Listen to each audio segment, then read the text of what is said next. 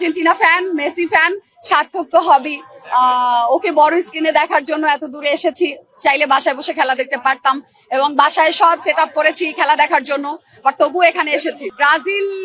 ব্রাজিলের সমর্থকরা যে অনেক কথা বলে, কাজে ওরা যে কিছুই করতে পারে না সেটা আপনারাও দেখছেন।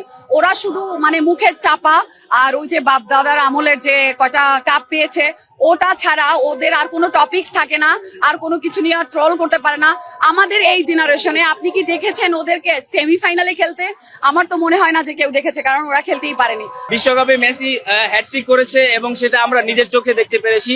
আর অন্যান্য দলের ভালো ভালো যে প্লেয়ার গুলা ওরা হ্যাটট্রিক করতে পারে না, তারা নিজ চোখে দেখতে পারে না। সো এটা আমাদের জন্য খুবই কনভিন্সিং একটা ভিক্টোরি, এন্ড আমাদের জন্য খুবই গৌরবের। মনে হচ্ছে ঈদের একটা আমেজ পাচ্ছি আমরা। মেসির হ্যাটট্রিকটা মানে দুর্দান্ত পারফরমেন্স ছিল, মেসির পায়ের জাদুতে মানে পুরো টিএসসি একদম উচ্ছ্বাসিত হয়ে গেছে।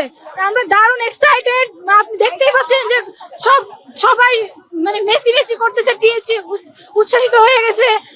আমরা দারুণ এনজয় করছি আজকে মেসির খেলা।